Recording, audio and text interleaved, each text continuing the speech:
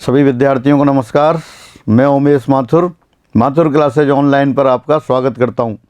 आज हम पढ़ने जा रहे हैं द्विघात समीकरण, क्वाड्रेटिक इक्वेशंस। द्विघात समीकरण से पहले अपन देखते हैं समीकरण। जब भी गणित के किन्हीं दो कथनों को बराबर के चिन्ह से जोड़ दें तो जो नया कथन प्राप्त होता है वही समीकरण कहलाता है, या किसी कथन को शून्य के बराबर रख दें तब जो नया कथन आता है वो समीकरण कहलाता है। Again, when we join two mathematical statement by the symbol of equality, then resulting statement is called an equation। Equation की भी कुछ चीज़ें अपन को पढ़नी है। आपके सिलेबस में तो द्विघात समीकरण है, लेकिन द्विघात समीकरण के अलावा और चीज़ें भी समीकरण की बहुत सी काम आती हैं। तो आज अपन शुरू तो इसी से करेंगे, लेकिन कुछ समीकरण की जो सामान्य बातें हैं वो आज इसके साथ साथ पढ़ लेते हैं। पूरे सिलेबस में आपके क्या है, घनीय समीकरण भी काम आती है, एन घात की समीकरण भी काम आती है, और तो कहीं सिलेबस में है नहीं, तो वो द्विघात समीकरण के साथ ही पढ़ लेंगे। हाँ, तो द्विघात समीकरण से पहले आप देखते हैं समीकरण जैसा दो गणितीय कथन दे रखे हैं, दो मैथमेटिकल स्टेटमेंट दे रखे हैं, उनको बराबर के चिन्ह से जोड़ दें। बराबर के चिन्ह से जोड़ने पर जो नया स्टेटमेंट आता है, नया कथन आता है, वो समीकरण कहलाता है। या किसी कथन को जीरो के बराबर रख दें तब जो नया कथन आएगा, नया स्टेटमेंट आएगा, वो आपका समीकरण कहलाता है। Again, when we combine two mathematical statement by the symbol of equality, then resulting statement is called an equation। Example में देखते हैं आप 3x + 5 = 0। आपने क्या किया, एक मैथमेटिकल स्टेटमेंट दे रखा है, एक पॉलिनोमियल दे दिया, 3x + 5 0 के बराबर रख दिया, तो ये समीकरण आ गई। और आप देख सकते हैं x² - 3x + 4 = 5 + 6x। दो स्टेटमेंट को बराबर के चिन्ह से जोड़ दिया, तब ये क्या आ गया, नई समीकरण आ गई। और देखते हैं x³ + 7x - 8 = 0। फिर एक स्टेटमेंट लिया, उसको 0 के बराबर रख दिया। जब भी आप दो स्टेटमेंट को इक्वल वाले सिंबल से कनेक्ट कर देंगे या किसी भी स्टेटमेंट को 0 के बराबर रख देंगे, जो नया स्टेटमेंट आएगा, नया कथन आएगा, वो समीकरण कहलाता है। और भी बड़ी घात की समीकरण लिख सकते हैं आप, x⁴ + a1 x⁴ n - 1 + a2 x⁴ n - 2 and so on an - 1x + an = 0। तो ये भी समीकरण। किसी भी स्टेटमेंट को 0 के बराबर रख दें या दो कथनों को बराबर के चिन्ह से जोड़ दें, जो नया कथन आता है वो समीकरण कहलाता है। अच्छा, अपने यहाँ सिलेबस में है सिर्फ द्विघात समीकरण, लेकिन अपना जो सिलेबस है बीएससी तक का सिलेबस है। बीएससी तक के सिलेबस में क्या है, और द्विघात समीकरण के अलावा और 3 घात की समीकरण और ज़्यादा घात की समीकरण भी काम आ जाती हैं। जैसे आप डिफरेंशियल इक्वेशन पढ़ते हैं, उसमें 3, 4 और ज़्यादा घात के समीकरण बन जाते हैं। और आप एसिम्प्टोट पढ़ेंगे, उसमें भी बड़ी घात की इक्वेशंस बन जाती हैं। तो अपने सिलेबस में चूँकि द्विघात समीकरण है और थ्योरी ऑफ इक्वेशंस है नहीं, तो इसलिए अपन को जो समीकरण हैं उनकी कुछ बेसिक चीज़ें पढ़ लेते हैं। पहले बेसिक चीज़ें पढ़ने के बाद फिर आप द्विघात समीकरण पर आ जाएंगे। तो पहले कुछ और चीज़ें देखते हैं, फिर लौट के द्विघात समीकरण पर आएंगे। बीजीय समीकरण, ऐसी समीकरण जिसमें जो गुणांक हैं, कोफिशिएंट हैं, वो एल्जेब्रिक हों, बीजीय हों, बीजीय समीकरण कहलाती है। एग्जाम्पल देख सकते हैं आप, ax + b = 0। यहाँ 2 और 3 की बजाय, वो लिखने की बजाय क्या लिखा है आपने, a b गुणांक हो गए। ये आपकी क्या है, बीजीय समीकरण हो गई। और लिख सकते हैं आप ax³ + bx² + cx + d = 0। एक और लिख सकते हैं a0 x⁴ n + a1 x⁴ n - 1 + a2 x⁴ n - 2 and so on an - 1 × x + an = 0। यहाँ जो कोफिशिएंट हैं सभी x के पदों के, x की जो घात वाले पद हैं उनके गुणांक a0 a1 a2 up to an दे रखें, तो ये सारे एल्जेब्रिक हैं, तो इसलिए इसको अपन बीजीय समीकरण बोलते हैं। और अगर ये एल्जेब्रिक की बजाय संख्यात्मक हो जाए, न्यूमेरिकल हो जाए, तो वो संख्यात्मक समीकरण कहलाती है। संख्यात्मक समीकरण ऐसी समीकरण जिसमें गुणांक न्यूमेरिकल्स हों, संख्याएं हों, वो संख्यात्मक समीकरण कहलाती है। जैसे देख सकते हैं आप 3x प्लस 4 बराबर 0, x square minus 4x plus 3 बराबर 0, x cube minus 6x square plus 11x minus 6 बराबर 0। ये कैसी इक्वेशंस हो गई? ये संख्यात्मक समीकरण हो गई, न्यूमेरिकल इक्वेशंस हो गई। तो ये न्यूमेरिकल इक्वेशंस की बात रही। फिर आगे बढ़ते हैं। पूर्ण समीकरण, कंप्लीट इक्वेशन, जैसा नाम है ऐसी समीकरण जिसमें सभी पद उपस्थित हों। जैसे अगर n घात की समीकरण है तो उसमें n घात का पद भी हो, n-1 घात का पद हो, n-2 घात का पद हो और घटते घटते 1 घात का पद और अचर पद हो। 2 घात की समीकरण हो तो उसमें सेकंड डिग्री, फर्स्ट डिग्री और कांस्टेंट तीनों पद हों। तो ऐसी समीकरण क्या कहलाती है? पूर्ण समीकरण कहलाती है। जैसे आप देखते हैं 3x square plus 4x plus 5 बराबर 0। एक्स स्क्वायर वाला पद भी है, एक्स वाला पद भी है, अचर पद भी है। तो ये पूर्ण द्विघात समीकरण हो गई। और देखते हैं ax cube plus bx square plus cx plus d बराबर 0। 3 घात की समीकरण है। इसमें एक्स क्यूब वाला पद है, एक्स स्क्वायर वाला पद है, एक्स वाला पद है, अचर पद भी है। तो ये पूर्ण घनीय समीकरण हो गई, complete cubic equation. n degree वाली लेते हैं, a0x to the power n plus a1x to the power n-1 plus a2x to the power n-2 plus dot dot dot an-1x plus an बराबर 0। ये आपकी पूर्ण n घात की समीकरण हो गई।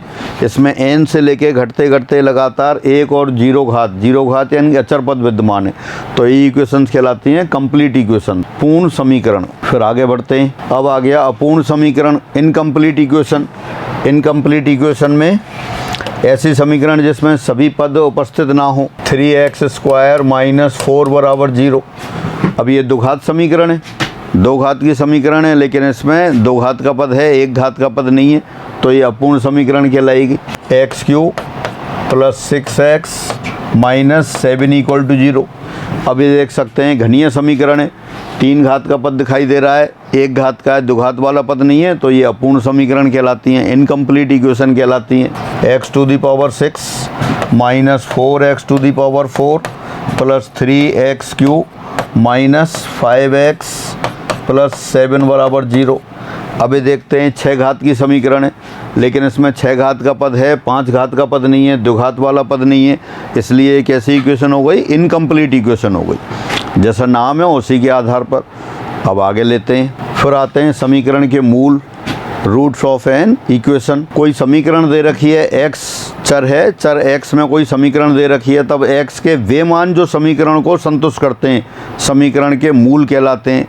जैसे एग्जाम्पल देख सकते हैं आप, समीकरण 3x माइनस 5 बराबर 0 x बराबर 5/3 से संतुष्ट होती है, इसलिए इसका मूल 5/3 है। थ्योरी ऑफ इक्वेशंस ये कहती है कि जो समीकरण जितनी घात की होगी उसके उतने ही मूल होंगे।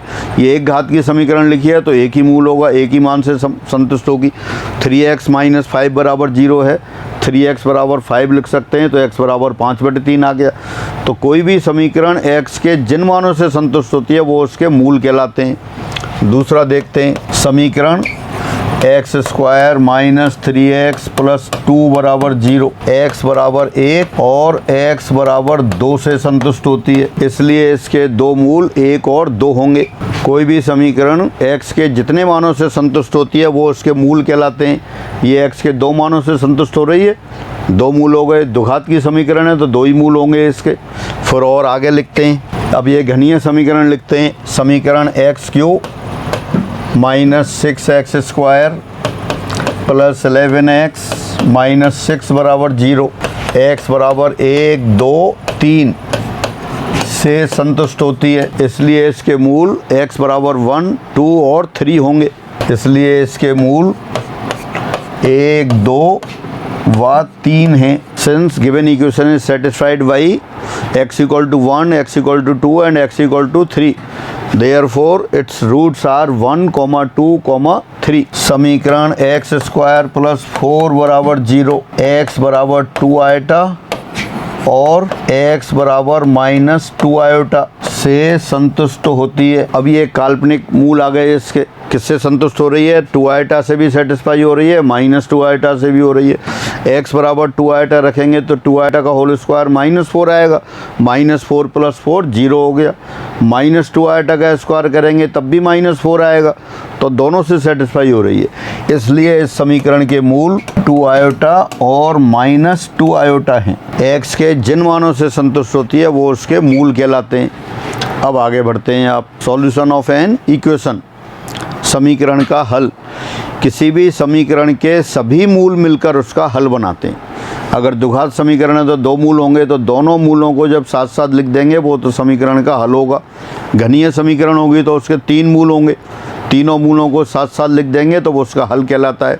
जब भी आपसे कहते हैं समीकरण को हल करो तो आपको सभी मूल निकालने होंगे, और अगर आपसे कहेंगे समीकरण के मूल ज्ञात करो तब भी सारे मूल निकालने होंगे।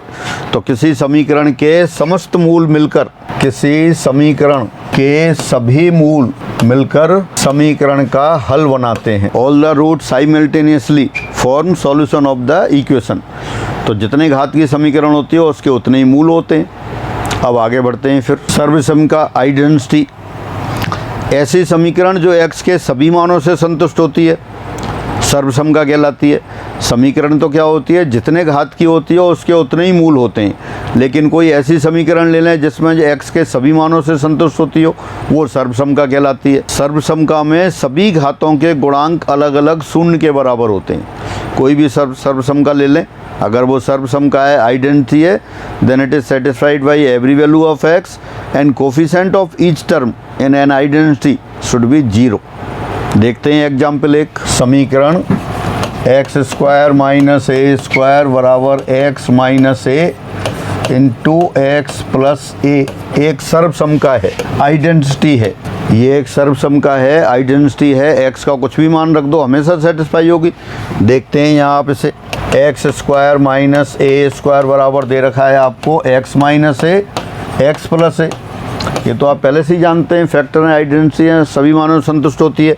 अब आप ये देखते हैं इसके सभी गुणांक शून्य हैं या नहीं है। राइट साइड में मल्टीप्लाई किया, x into x x² minus a into x plus a into x minus a²। एक साइड में ले आए सभी को, x² 1 - 1 plus x a minus a plus a² minus a² बराबर 0। या आप कह सकते हैं 0 into x² plus 0 into x plus 0 बराबर 0। अब आप देख सकते हैं सेकंड डिग्री की इक्वेशन लिख दी है आपने, लेकिन सारे गुणांक क्या हैं, 0 है। x बराबर 1 रखेंगे तब संतुष्ट हो रहा है, -1 रखेंगे तब हो रहा है, √2 रखेंगे तब हो रहा है, -1/√3 रखेंगे तब हो रहा है। x का मान कुछ भी रख लो हमेशा सेटिस्फाई होगी। तो ऐसी समीकरण जो x के सभी मानों से संतुष्ट होती है सर्वसम का कहलाती है। और सर्वसम का में सभी पदों के गुणांक सेपरेटली 0 के बराबर होते हैं। कई बार अपन को क्वेश्चन करने होते हैं, जब भी किसी क्वेश्चन में दे रखा होगा एक सर्वसम का है, आइडेंटिटी है, तो अपन अपनी सुविधा अनुसार किसी भी पद के गुणांक को 0 के बराबर रख लेते हैं। फिर आगे बढ़ते हैं। समीकरण की घात, डिग्री ऑफ एन इक्वेशन। कोई समीकरण दे रखी है, उसमें अधिकतम जितने घात का पद होता है वही उसी पद की घात समीकरण की घात कहलाती है। यदि समीकरण में अधिकतम 1 घात का पद है तो वो 1 घात की समीकरण कहलाएगी, रैखिक समीकरण कहलाएगी। यदि किसी समीकरण में अधिकतम 2 घात का पद है तो वो द्विघात समीकरण कहलाती है। यदि किसी समीकरण में अधिकतम 3 घात का पद है तो वो 3 घातीय या घनीय या क्यूबिक इक्वेशन कहलाती है। तो जो समीकरण में अधिकतम घात का पद हो उसी पद की घात समीकरण की घात कहलाती है। एग्जाम्पल लिखते हैं अपन। समीकरण 3x² - 5x + 6 = 0 एक 2 घात की समीकरण है। ये 2 घात की समीकरण है। 2 घात की समीकरण क्यों है देख सकते हैं आप। देखो कितने पद हैं इसमें, x² वाला पद है, x वाला पद है और अचर पद है। सबसे बड़ी घात का पद कौन सा है, x²। x² है, घात 2 है तो अधिकतम घात 2 है, 2 घात का पद है इसलिए समीकरण की घात 2 है। और लिखते हैं ये अधिकतम 3 घात का पद है तो ये घनीय समीकरण है। 3 घात की अर्थात घनीय क्यूबिक समीकरण, 3 घात की समीकरण है तो ये क्यूबिक समीकरण हो गई। अब ये देखते हैं अधिकतम 7 घात का पद है तो ये 7 घात की समीकरण हो गई। ये समीकरण 7 घात की समीकरण है। किसी समीकरण में अधिकतम घात का पद जो होता है उसी पद की घात समीकरण की घात कहलाती है। अब आगे बढ़ते हैं फिर। विभिन्न घातों की समीकरण, इक्वेशंस ऑफ वेरियस डिग्री। एक घात की समीकरण लिख सकते हैं आप। एक घात की समीकरण हो जाती है ax प्लस बी बराबर 0। a 0 नहीं होना चाहिए। 3x माइनस 4 बराबर 0। ये आपने एक घात की समीकरण लिख दी, रैखिक समीकरण कहलाती है। ax square plus bx plus c बराबर 0। a not equal to 0। 5x square minus √3x plus 1/2 बराबर 0। दुघातीय समीकरण हो गई। तो अलग अलग घात की जो समीकरण है उनको फिर एक बार अलग से लिखते हैं। सबसे पहले रैखिक समीकरण, रेखीय समीकरण, लीनियर इक्वेशन। तो लीनियर इक्वेशन जैसा नाम है, एक घात की समीकरण हो गई, वही रैखिक समीकरण कहलाती है। 3x प्लस 4 बराबर 0। ax प्लस b बराबर 0। a नॉन जीरो है। 3 minus 4x plus 5x minus 6, ये भी एक घात की समीकरण है। सॉल्व करना होता है तो सारे x वाले पद एक तरफ और बिना x वाले दूसरी तरफ लिख लेते हैं आपको। अगर एक घात की जो समीकरण है उसका व्यंजक ले लें अपन, y बराबर ax प्लस b, जो लेफ्ट हैंड साइड में एक्सप्रेशन है उसको y के को मान लिया तो एक कर्व बन गया। अगर इसको अपन ड्रॉ करते हैं तो एक घात की समीकरण क्या है, लाइन बनती है। एक घात की समीकरण का जो व्यंजक है उसके संगत आप फलन बना लें और उसको ड्रॉ करें तो जो कर्व आएगा वो लाइन आप बनती है। इसीलिए इसको लीनियर इक्वेशन भी बोलते हैं, रैखिक समीकरण, लीनियर इक्वेशन। क्यों? क्योंकि जो कर्व आता है वो एक रेखा आती है। तो एक घात की समीकरण की बात हुई। अब आगे बढ़ते हैं। फिर आती है दुघातीय समीकरण, जैसा नाम है द्विघातीय, दो घात की समीकरण, क्वाड्रेटिक इक्वेशन। ऐसी समीकरण जिसमें अधिकतम दो घात का पद हो दुघातीय समीकरण कहलाती है, क्वाड्रेटिक इक्वेशन कहलाती है। एग्जाम्पल लिख सकते हैं आप, 3x square minus 4x plus 5 बराबर 0। ax square plus bx plus c बराबर 0। डेफिनेटली a 0 नहीं होना चाहिए। अगर a 0 होगा तो क्या होगा, दुघात वाला पद समाप्त हो जाएगा। तो दुघात वाला पद समाप्त हो जाएगा तो फिर वो एक घात की समीकरण रह जाएगी। इसलिए एक्स स्क्वायर कोफिशिएंट कैसा है, नॉन जीरो होना चाहिए, अशून्य होना चाहिए। अगर इसका व्यंजक ले लेफ्ट हैंड साइड पे जो एक्सप्रेशन है उसको y के बराबर लिख दें तो एक फंक्शन बन गया। ये क्वाड्रेटिक एक्सप्रेशन हो गया। इसको अगर ग्राफ ड्रॉ करते हैं, इसका अगर ग्राफ बनाएंगे तो पैराबोला आता है, ये आप पहले से जानते हैं। y बराबर एक्स स्क्वायर, y बराबर एक्स स्क्वायर पैराबोला है, मानक रूप में परवल है जो ऊपर की ओर खुला होता है। y equal to x square नोट से parabola open in upward direction. और अगर y बराबर माइनस एक्स स्क्वायर लिख दें, y बराबर माइनस एक्स स्क्वायर, ये भी पैराबोला होता है, ये नीचे की ओर खुला होता है। दोनों ही स्टैंडर्ड कर्व हैं। इसी तरह से ये है, अगर a पॉजिटिव होगा तो ऊपर की ओर खुला होगा।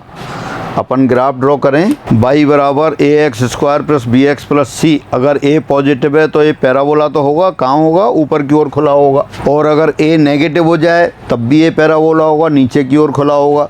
बहुत छोटी क्लासों से आप पढ़ते हुए आ रहे हैं, 10th की क्लास में भी है। अदरवाइज अगर न्यूमेरिकल वैल्यू ABC की दे रखी है तो आप टेबल बना सकते हैं। x और y, x के मान रखते जाएँ, y के मान रखते जाएँ और तब उन पॉइंट्स को प्लॉट कर लें। फिर आप उनको फ्री हैंड से मिलाएंगे तो पैराबोला बन जाएगा।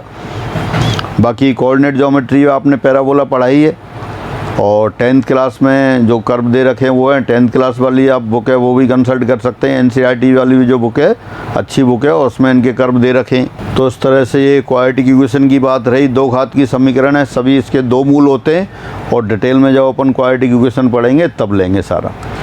फिर आगे बढ़ते हैं। घनीय समीकरण, क्यूबिक इक्वेशन, जैसा नाम है ऐसी समीकरण जिसमें अधिकतम 3 घात का पद हो घनीय समीकरण कहलाती है।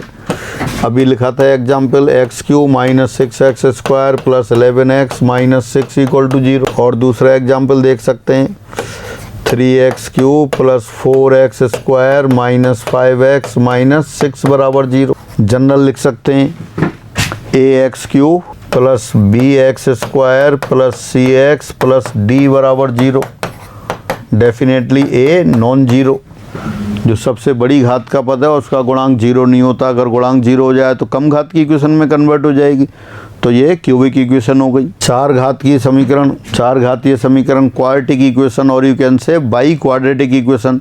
जो चार घात की समीकरण होगी वो आपकी चार घातीय समीकरण कहलाती है। x4 - 1 बराबर 0, ax4 plus bx cube plus cx square plus dx plus e बराबर 0। a definitely non zero, x4 का गुणांक 0 नहीं है। और लिख सकते हैं ये एल्जेब्रिक इक्वेशन हो गई, ये न्यूमेरिकल इक्वेशन हो गई। 3x to the power 4 minus 4x square plus 7 equal to 0। ये भी आपकी चार घातीय समीकरण है। इनकम्प्लीट है, अपूर्ण समीकरण है, ये भी इनकम्प्लीट है, ये पूर्ण समीकरण है।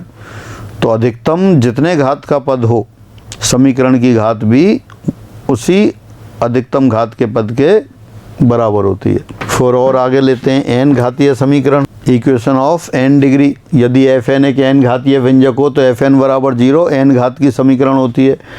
यहाँ आप लिख सकते हैं fn बराबर, यहाँ fn x बराबर a0x to the power n plus a1x to the power n minus 1 plus a2x to the power n minus 2 and so on an minus 1x plus an। ये लें समीकरण, ऊपर लिखा है fnx कितने घात का व्यंजक है, n घात का व्यंजक है, उसको 0 के बराबर रख देंगे तो n घातीय समीकरण होगी। तो n घातीय समीकरण क्या है, अपन ये लिख देते हैं a0x to the power n plus a1x to the power n minus 1 plus a2x to the power n minus 2 and so on an minus 1x plus an बराबर 0। यहाँ a0 0 नहीं है, n घात की समीकरण है। ये समीकरण कितनी हो गई, n घातीय समीकरण हो गई। This equation is a equation of n degree. समीकरण में अधिकतम n घात का पद है, इसलिए समीकरण की घात n हो गई। दिए मूलों वाली समीकरण बनाना, to form an equation with given root. द्विघात समीकरण, द्विघात समीकरण कितने मूल होते हैं, दो मूल होते हैं। तो वह समीकरण जिसके मूल अल्फा बीटा हों क्या होगी, x minus alpha into x minus beta बराबर 0। अर्थात मल्टीप्लाई कर देते हैं x square minus bracket alpha plus beta times x plus alpha beta बराबर 0। ये होगी quadratic equation whose roots are alpha and beta is x minus alpha into x minus beta equal to 0। Multiply किया दोनों bracket का, वो आ गया x square minus alpha plus beta times x plus alpha beta equal to 0। तो जिसके मूल दो मूल दे रखे हैं तो द्विघात समीकरण आ गई। Quadratic equation whose roots are alpha and beta is x square minus bracket alpha plus beta times x plus alpha beta equal to 0। और देख सकते हैं न्यूमेरिकल ले सकते हैं आप, समीकरण जिसके मूल 1 और 2 हों क्या होगी, x minus 1 into x minus 2 बराबर 0। मल्टीप्लाई कर लिया x square minus 3x plus 2 बराबर 0। ये होगी। तो अगर रूट्स गिवन है किसी क्वाड्रेटिक इक्वेशन के तो इक्वेशन आप फॉर्म कर सकते हो कैसे, x square minus sum of the roots into x plus product of the root.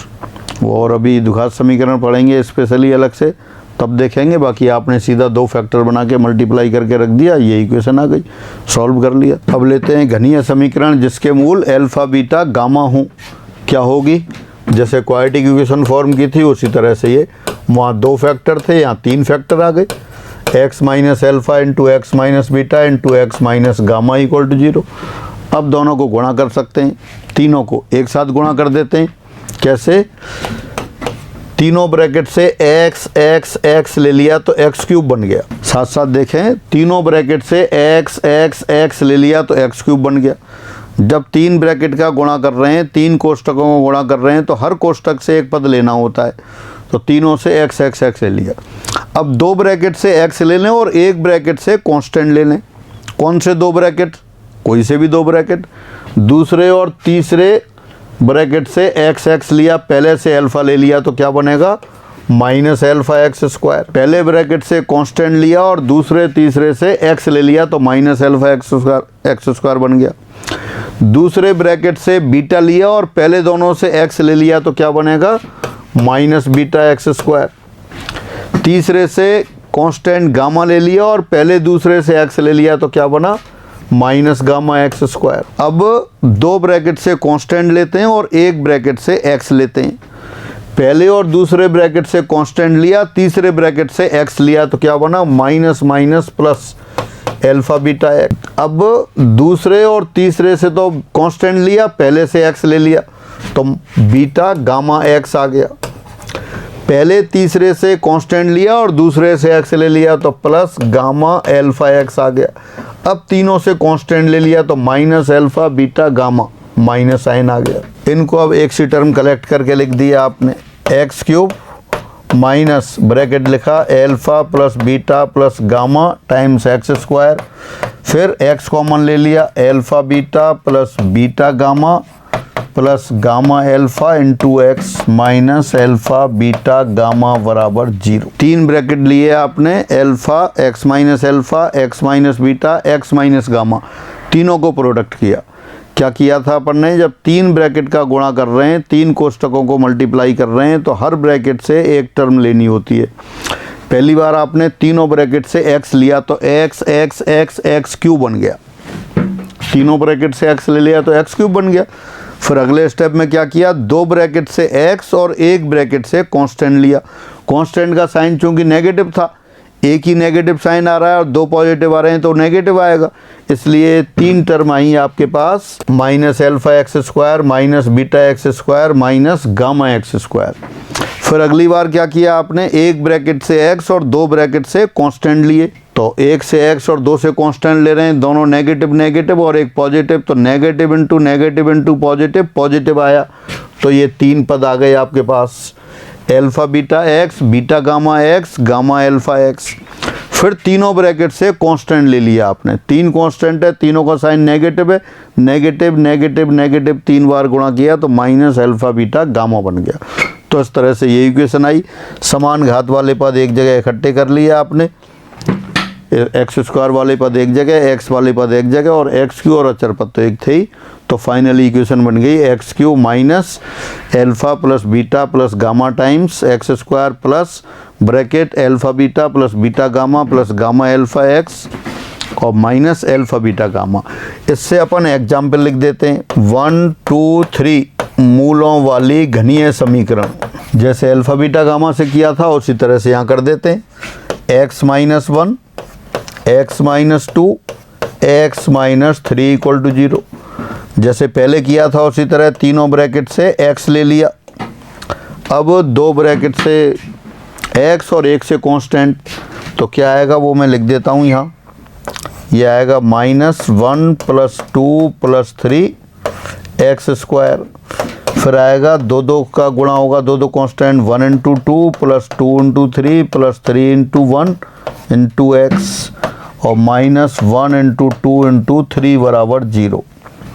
अब इनको कैलकुलेट करके लिख देते हैं, क्या आ गया, x cube minus 6x square plus 2 और 6 8 और 3 11x और माइनस 6 बराबर 0। तो ये क्यूबिक इक्वेशन आ गई जिसके मूल 1 2 3 है। पहले आपको बताया था याद करके रखना है, जिन लोगों को याद नहीं है याद कर लें, पूरे सिलेबस में यूज होगा।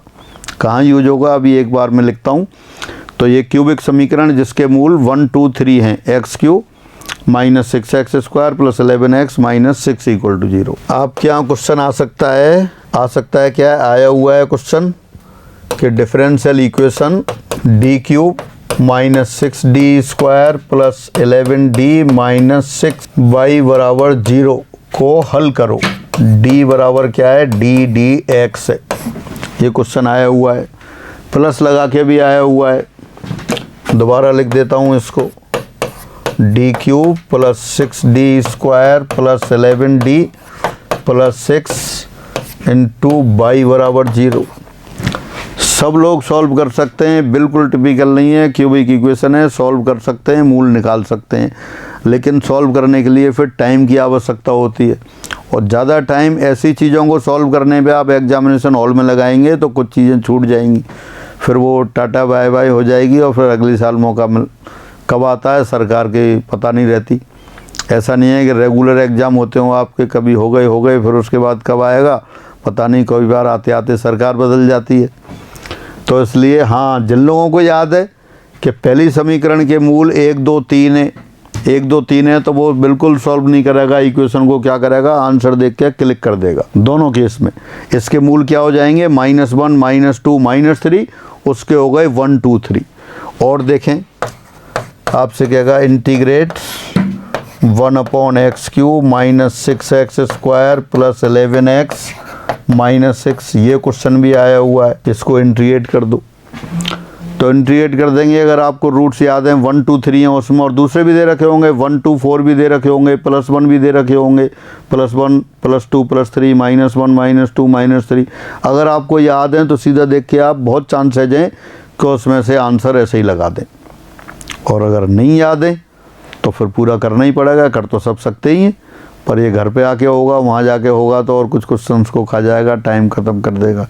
तो इसलिए मुद्दे की बात, घनीय समीकरण जिसके मूल 1 2 3 हैं याद करके रखनी है, x³ -6x² + 11x -6 = 0। Again cubic equation whose roots are 1 2 3 इज x³ -6x² + 11x -6 = 0। पूरे सिलेबस में जो साथ पढ़ रहे हैं आप देखेंगे बहुत बार काम आएंगे, वहाँ फिर मैं डायरेक्ट लिख दूंगा कि वहाँ आपने किया था, वहाँ फिर सॉल्व नहीं करेंगे, फिर आपको कहेंगे कि वो वाला जाके वीडियो देखो।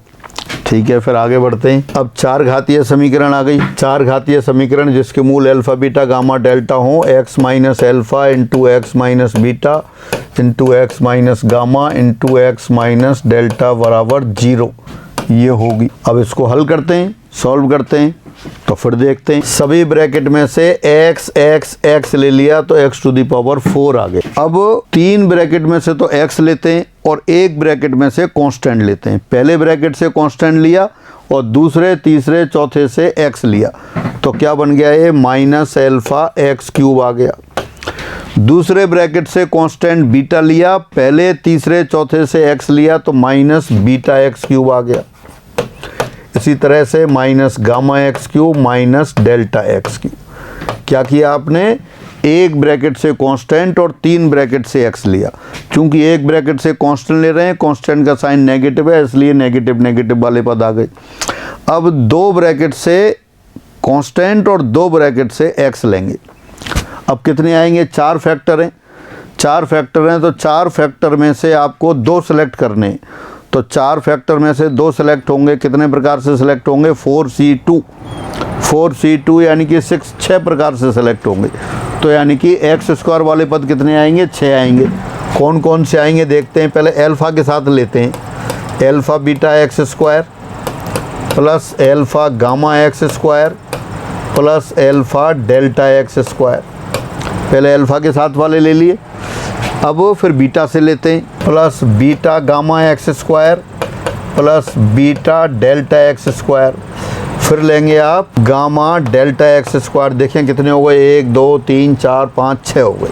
फिर 3 अगली बार, अभी तो 2 ब्रैकेट से x लिया और 2 ब्रैकेट से कांस्टेंट लिया। अब अपन एक ब्रैकेट से x और 3 ब्रैकेट से कांस्टेंट लेते हैं। अब 3 से कांस्टेंट लेंगे तो नेगेटिव क्या आएगा, नेगेटिव साइन आएगा, नेगेटिव साइन आएगा। तो अब देखते हैं कौन से 3 से, कोई से 3 लेंगे। 4 में से 3 लेने हैं तो 4c3 4 तरह से आएंगे, तो इसमें 4 पद आएंगे। पहले दूसरे तीसरे से तो कांस्टेंट ले लेते हैं, चौथे से x लेते हैं, तो क्या आएगा आपके पास, ये माइनस में आएगा, -α beta gamma x -α beta delta x -α gamma delta x beta gamma delta x। अब चारों से कांस्टेंट ले लिए, तो चारों से कांस्टेंट ले लिए, 4 बार नेगेटिव है, गुणा होके आएगा alpha beta gamma delta with positive sign, right side 0। इनको दोबारा समान घात के पदों को एक एक जगह रख लेते हैं। तो सबसे पहले आ गया आपके पास x⁴ minus alpha plus beta plus gamma plus delta into x³, फिर प्लस ये अल्फ़ा बीटा प्लस बीटा वो अल्फ़ा वाले पद लिखते हैं पहले, जैसे लिखा है पहले alpha beta plus alpha gamma plus alpha delta plus beta gamma plus beta delta plus gamma delta. 6 पद आ गए, 4 में से 2 लिए 4c2 तो 6 पद। और फिर यहाँ आ गया एक्स स्क्वायर, फिर क्यूब वाले पद ले लिए आपने, 3 अचर वाले पद ले लिए, माइनस आउटसाइड ले लिया, alpha beta gamma plus alpha beta delta plus alpha gamma delta plus beta gamma delta into x minus alpha beta gamma delta बराबर 0। जब शॉर्ट में लिखना होता है इनको तो क्या लिखते हैं अपन, x to the power 4 minus summation alpha into x cube plus summation alpha beta into x square minus summation alpha beta gamma into x और plus alpha beta gamma delta बराबर 0। तो अब आप यहाँ देख सकते हैं समीशन अल्फ़ा क्या है कि सभी मूलों का योग, alpha plus beta plus gamma plus delta बराबर आएगा आपके पास सिग्मा अल्फ़ा। सिग्मा अल्फ़ा यानी कि चारों मूलों का योग। फिर आप ले रहे हैं sigma alpha beta. Sigma alpha beta यानी कि 2 मूलों के गुणनफल का योग, alpha beta alpha gamma alpha delta beta gamma beta delta gamma delta, ये सिग्मा अल्फ़ा बीटा के बराबर आ रहा है। फिर आ रहा है अपने पास sigma alpha beta gamma. Sigma alpha beta gamma यानी कि 3 मूलों के गुणनफल का योग। इसमें 4 पद आए 4c3, 4 में से 3 पद चुनने होते हैं 4c3 तो सिग्मा अल्फ़ा बीटा गामा आएगा। फिर चारों का गुणनफल किया तो ये प्लस आएगा, यहाँ माइनस लिख दिया था प्लस क्योंकि चारों का साइन नेगेटिव है तो ये प्लस आ गया। तो इस तरह से समीकरण बन गई जिसके मूल अल्फ़ा बीटा गामा डेल्टा हैं। वैसे अभी अपन आगे करेंगे 1 2 3 4 मूलों वाली समीकरण, उसको ऐसे याद करने की ज़रूरत नहीं है, वो अभी लास्ट में देखेंगे याद करने की बात, क्योंकि अभी ये 4 मूलों वाली समीकरण इस तरह से आप बना सकते हैं। हाँ, तो अब वह समीकरण लिखते हैं जिसके मूल 1 2 3 4 हों। समीकरण जिसके मूल 1 2 3 4 हों, जैसे अल्फ़ा बीटा गामा डेल्टा वाली लिखी थी उसी तरह से इसको लिख देते हैं। x minus 1 x minus 2 x minus 3 x minus 4 बराबर 0। सभी ब्रैकेट से x ले लिया तो x टू दी पावर 4 बन गया। फिर 3 ब्रैकेट से x और 1 ब्रैकेट से कांस्टेंट लेंगे तो मैं सीधा लिखता हूँ फिर 1 + 2 + 3 + 4 इंटू एक्स क्यूब। फिर 2 ब्रैकेट से x और 2 ब्रैकेट से कांस्टेंट लेंगे, माइनस माइनस तो प्लस वाली टर्म आएगी। पहले लिखते हैं आप 1 × 2 + 1 × 3 + 1 × 4। फिर लिखते हैं आप 2 × 3 + 2 × 4। फिर लिखते हैं आप 3 × 4। आप देख सकते हैं 1 2 3 4 5 6 टर्म हो गई, ये एक्स स्क्वायर आ गया। फिर 3 टर्म वाली लेंगे, 3 टर्म से फिर नेगेटिव साइन आएगा। 3 टर्म से 3 ब्रैकेट से कांस्टेंट और 1 ब्रैकेट से एक्स लेंगे। तो शुरू से शुरू करते हैं 1 × 2 × 3 plus 1 × 2 × 4 plus 1 × 3 × 4 plus 2 × 3 × 4 into x, और फिर सभी का गुणा कर दिया 1 × 2 × 3 × 4 बराबर 0। अब इसको आप कैलकुलेट करके लिख सकते हैं। तो x4 एक्स क्यूब का गुणांक तो कितना आ गया, 10 आ गया, 4 3 7 और 3 10, 10 एक्स क्यूब आ गया, 35x²। फिर देखते हैं आप x वाला, ये 6 और 8 6 और 8 14 14 और 12 26 26 और 24 50 x, और फिर गुणा कर दिया 24 बराबर 0। x4 minus 10x³ plus 35x² minus 50x plus 24 = 0। तो ये वह समीकरण हो गई जिसके मूल 1 2 3 4 हैं। इसको भी याद करने की ज़रूरत नहीं है, कुछ और क्वेश्चंस कर लें, फिर लास्ट में अगर कर सकते हैं तो लास्ट में आप इसे याद कर लेना। फिर आगे देखते हैं। अब ये n घातीय समीकरण लिख दी। n घातीय समीकरण जिसके मूल α1 α2 α3 अप टू αn हो, तो क्या होगा, सीधे ये a0 लगा दिया, a0 हटा भी सकते हैं, या a0 bracket x minus α1 x minus α2 x minus α3 up to ... last में x माइनस αn होगी। मैं दोबारा लिख देता हूँ, x minus α1 x minus α2 x minus α3 ... x minus αn बराबर 0 होगी। फिर इसको आप लिखेंगे सब ब्रैकेट से x का गुणा करेंगे, तो ये x to the power n आ जाएगा। फिर n-1 ब्रैकेट से x और एक ब्रैकेट से कांस्टेंट लेंगे तो वो आएगा sigma alpha 1 into x to the power n-1। फिर दो ब्रैकेट से ये कांस्टेंट लेंगे और n-2 ब्रैकेट से x लेंगे। इसी तरह से ये आगे बढ़ती जाएगी और लास्ट में आके -1 to the power n alpha 1 alpha 2 up to alpha n बराबर 0। ये n घात की समीकरण हो जाएगी। न्यूमेरिकल वैल्यू होंगी, n की वैल्यूज होंगी, तो आप इसको आसानी से सॉल्व कर सकते होंगे। अब आगे चलते। अच्छा, समीकरण के मूलों एवं गुणांकों में संबंध। तो ये द्विघात समीकरण हो सकती है, घनीय समीकरण हो सकती है, बाई क्वाड्रेटिक हो सकती है और n घात की भी हो सकती है। जैसे समीकरण दे रखी है ax² plus bx plus c बराबर 0 और इसके मूल आपको दे दिए अल्फ़ा बीटा। तो यहाँ मूलों का योग क्या है, मूलों का गुणनफल क्या है और इस एक्सप्रेशन का इस मूलों के साथ रिलेशन क्या है, तो वो आपको देखना होता है। इसी तरह से अगर घनीय समीकरण दे रखी हो ax³ plus bx² plus cx plus d बराबर 0, इसके मूल आपके अल्फ़ा बीटा गामा हैं। इसके मूल अल्फ़ा बीटा गामा हैं। तो वो समीकरण, अब अल्फ़ा बीटा गामा और गुणांकों में क्या संबंध है, मूलों का योग ले सकते हैं, गुणनफल ले सकते हैं, दो मूलों के गुणनफल का योग ले सकते हैं और इस एक्सप्रेशन और इनके मूलों में क्या संबंध है वो सारे आपको देखने। अब ये एक एक करके लेते हैं फिर अपन ये। तो सबसे पहले हम देखते हैं द्विघात समीकरण के मूलों में और गुणांकों में क्या संबंध है। आपको समीकरण दे रखी है ax² plus bx plus c बराबर 0। इसके मूल दे रखे हैं अल्फ़ा बीटा। अल्फ़ा बीटा मूलों वाली समीकरण तो अपन ने अभी लिखी थी, थोड़ी देर पहले बनाई थी, x minus alpha x minus beta बराबर 0। तो एक तो उसको साइड में लिख देते हैं, चूँकि अल्फ़ा बीटा मूलों वाली समीकरण क्या होती है, x minus alpha into x minus beta बराबर 0 है। Equation whose roots are alpha and beta is x minus alpha into x minus beta equal to 0। This implies x² minus bracket alpha plus beta times x plus alpha beta equal to 0। ये थी आपके पास। और दी समीकरण, अब दी समीकरण क्या है आपके पास, ax² plus bx plus c बराबर 0। लेकिन आपकी समीकरण में x² गुणांक 1 है, इसमें a दे रखा है ax²।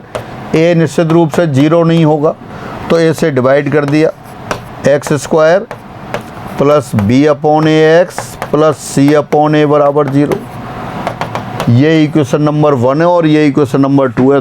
इसके मूल भी क्या है, अल्फ़ा बीटा, और उसके मूल भी अल्फ़ा बीटा हैं, तो दोनों आइडेंटिकल हैं, समान है ये तो इनकी तुलना करने पर, समीकरण 1 व 2 की तुलना करने पर, कंपेयरिंग कोफिशिएंट्स ऑफ 1 एंड 2, कितना आ गया यहाँ से, x² का कोफिशिएंट x² कोफिशिएंट बराबर है 1 है, तो बाकी कोफिशिएंट भी बराबर होंगे। तो क्या आ जाएगा, minus of alpha plus beta equal to b upon a and alpha beta equal to c upon a।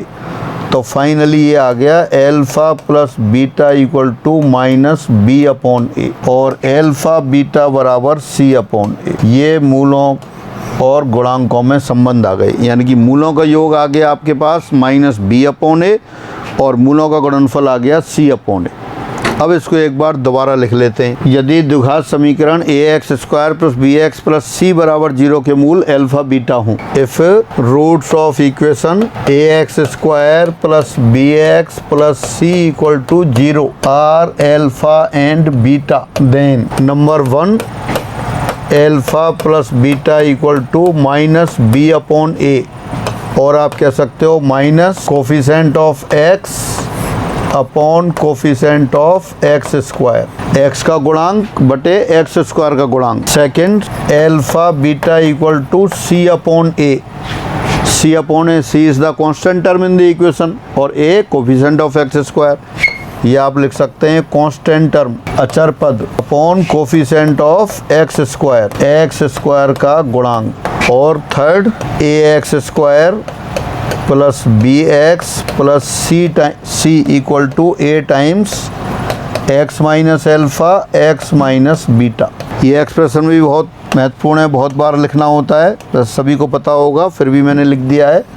यहाँ देखें कैसे आ जाता है, ax² plus bx plus c, इसको a कॉमन ले लिया, x² plus b/ax plus c/a।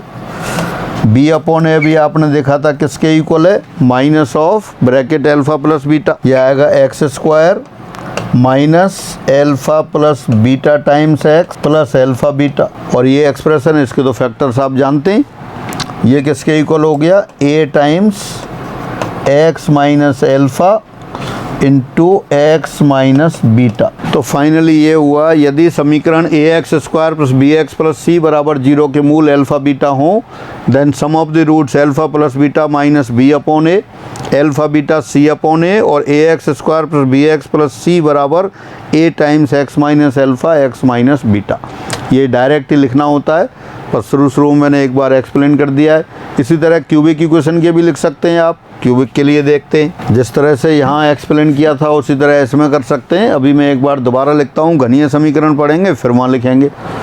घनीय समीकरण के मूल अल्फ़ा बीटा गामा हो, तब number 1 sum of the roots alpha plus beta plus gamma बराबर माइनस b/a, यानी माइनस x² का गुणांक बटे x³ का गुणांक। Again sum of the roots alpha plus beta plus gamma equal to minus of coefficient of x² upon coefficient of x³। ये लिखा।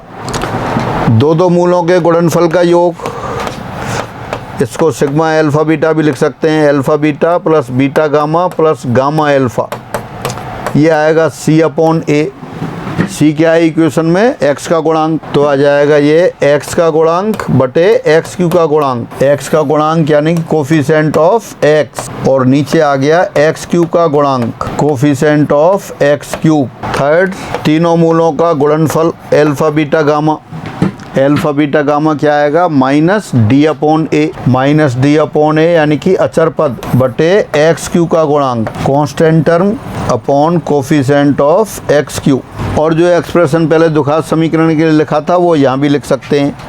And fourth, ax³ plus bx² plus cx plus d बराबर a times x minus alpha x minus beta x minus gamma. ये आ गया। दोबारा से, if alpha beta gamma are the roots of cubic equation, then sum of the roots alpha plus beta plus gamma equal to minus b/a. Sum of the roots taking 2 at a time, alpha beta plus beta gamma plus gamma alpha equal to c/a, and product of the roots minus d/a. And expression of the equation means ax³ plus bx² plus cx plus d equal to 0. D equal to a times x minus alpha x minus beta x minus gamma. Again ax³ plus bx² plus cx plus d equal to a times x minus alpha x minus beta x minus gamma. इसी तरह अपन n घात की 4 घात की समीकरण हो उसके लिए भी लिख सकते हैं। 4 घातीय समीकरण आ गई क्वाड्रेटिक इक्वेशन, और you can say by quadratic equation. चतुर्थ घातीय समीकरण, समीकरण ax⁴ plus bx³ plus cx4 plus dx plus e बराबर 0 के मूल अल्फ़ा बीटा गामा डेल्टा हों, तब number 1 sigma alpha. Sigma alpha का मतलब alpha plus beta plus gamma plus delta, अभी थोड़ी देर पहले लिखा था, माइनस b/a, यानी माइनस x³ का गुणांक बटे x4 का गुणांक, coefficient of x³ upon coefficient of x4 with negative sign. Sigma alpha beta, sigma alpha beta means sum of the roots taking 2 at a time, दो मूलों के गुणनफलों का योग। 4c2 कितने पद आएंगे इसमें, 4c2 into 4c2 means 4 into 3/1 into 2 6 पद आएंगे, अभी थोड़ी देर पहले लिखे थे। तो ये कितना आ जाएगा आपका c/a, coefficient of x² upon coefficient of x4, then sigma alpha beta gamma, ये आएगा माइनस d/a, तीन मूलों को लेकर बने गुणनों का योग। सिग्मा अल्फ़ा बीटा गामा कितने पद आएंगे इसमें, 4 पद आएंगे, अभी लिखे थे। कौन कौन से, दोबारा रिपीट करता हूँ। Alpha beta gamma, alpha beta delta, alpha gamma delta, beta gamma delta, तो माइनस d/a। चारों का गुणनफल अल्फा बीटा गामा डेल्टा बराबर ई अपॉन ए, और साथ साथ फिर वो एक्सप्रेशन लिख देते हैं जैसे पहले लिखे थे, a x to the power 4 plus b x cube plus c x square plus d x plus e बराबर a times x minus alpha x minus beta x minus gamma into x minus delta. ये 4 घात की समीकरण के लिए हुआ, और ये ही n घात की समीकरण के लिए आएगा, वो आगे लिखते हैं। n घात की समीकरण के मूलों और गुणांकों में संबंध। माना समीकरण a0 x to the power n plus a1 x to the power n minus 1 plus a2 x to the power n minus 2 plus dot dot dot an minus 1 x plus an बराबर 0 के मूल alpha 1 alpha 2 alpha 3 up to alpha n है। तब ये expression कितना आ जाएगा, जैसे पहले लिख रहे थे, तब ये जो इक्वेशन का एक्सप्रेशन है वो हो गया a0 times x minus alpha 1 x minus alpha 2 x minus alpha 3 dot dot dot x minus alpha n। तो एक्सप्रेशन जो लास्ट में लिख देते पहले नंबर पे लिख दिया। अब समीशन ऑफ एल्फ़ा आई या एल्फ़ा 1 ही लिख देते हैं अपन, यानी सारे मूलों का योग कितना आ जाएगा, minus a1 upon a0 x to the power n minus 1 का गुणांक बटे x to the power n का गुणांक with negative sign. Second, sigma alpha 1 alpha 2 दो मूलों के गुणनफल का योग कितना आ जाएगा, a2 अपॉन a0, और मैं फिर जनरल लिखता हूँ sigma alpha 1 alpha 2 alpha 3 up to alpha r मूलों को एक साथ लेकर बने गुणनों का योग। एक मूलों का लिखा तो x to the power n minus 1 का गुणांक आएगा, दो मूलों को साथ साथ लेंगे तो x to the power n minus 2 का गुणांक आएगा। r मूलों को ले रहे हैं तो कितना आएगा, minus 1 to the power r x to the power n minus r का गुणांक, और नीचे x to the power n का गुणांक। Coefficient of x to the power n minus r upon coefficient of x to the power n, और n minus r का गुणांक क्या आएगा, ये ar आ जाएगा, minus 1 to the power r ar upon a0 ये आएगा। और फिर सभी मूलों का गुणांक लिखना होगा, तब alpha 1 into alpha 2 into alpha 3 dot dot dot alpha n, ये बराबर हो जाएगा minus 1 to the power n an अचर पद अपॉन a0, यानी कि इसको दोबारा लिख सकते हैं minus 1 to the power n constant term अचर पद upon x to the power n का गुणांक, यानी ऊपर आ गया कांस्टेंट टर्म और नीचे x to the power n का कोफिशिएंट आ गया। तो ये समीकरण के मूलों और गुणांकों में संबंध की बात रही। इस प्रकार आपने आज समीकरण के बारे में कुछ मुख्य और सामान्य बातें देखी, ये पूरे सिलेबस में यूज होती हैं। अब हम द्विघात समीकरण के बारे में अगली क्लास में पढ़ेंगे। फिर सभी को नमस्कार।